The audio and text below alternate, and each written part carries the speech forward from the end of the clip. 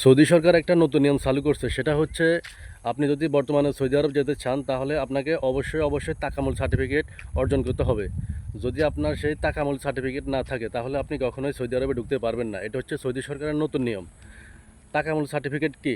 সেটা হচ্ছে আপনি যে কাজের উপরে ওই দেশে যাবেন সেই কাজের উপরে দক্ষতার একটা সার্টিফিকেট, স্কিল সার্টিফিকেট যেটাকে বলে আর কি। যদি এটা না থাকে আপনি কখনোই সৌদি আরবে ঢুকতে পারবেন না।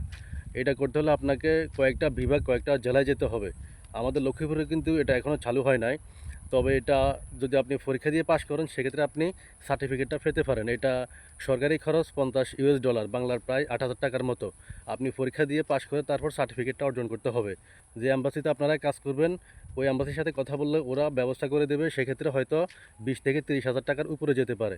যাদের এই সার্টিফিকেট থাকবে না তারা কখনোই কিন্তু সৌদি আরবে ঢুকতে পারবেন না। এটা আপনারা বিভিন্ন জেলা, টাঙ্গাইল, যশোর, খুলনা, তারপরে যায় চট্টগ্রাম, আমাদের লক্ষ্মীপুরে কিন্তু এখনও আসে নাই। অনেক আছে বলে যে আমি পরীক্ষা টরীক্ষা এগুলো দিতে পারবো না, এগুলো যায় ঝামেলা, আমাকে সার্টিফিকেটটা নিয়ে দেন। সেক্ষেত্রে আপনি এজেন্সির সাথে কথা বলে বেশি টাকা দিয়ে আপনি এই সার্টিফিকেটটা অর্জন করতে পারবেন।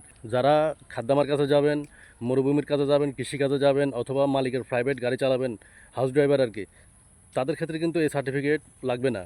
যারা নতুন বিদেশে যাবেন আপনারা দয়া করে এই সার্টিফিকেটটা যেভাবে হোক নিয়ে রাখবেন।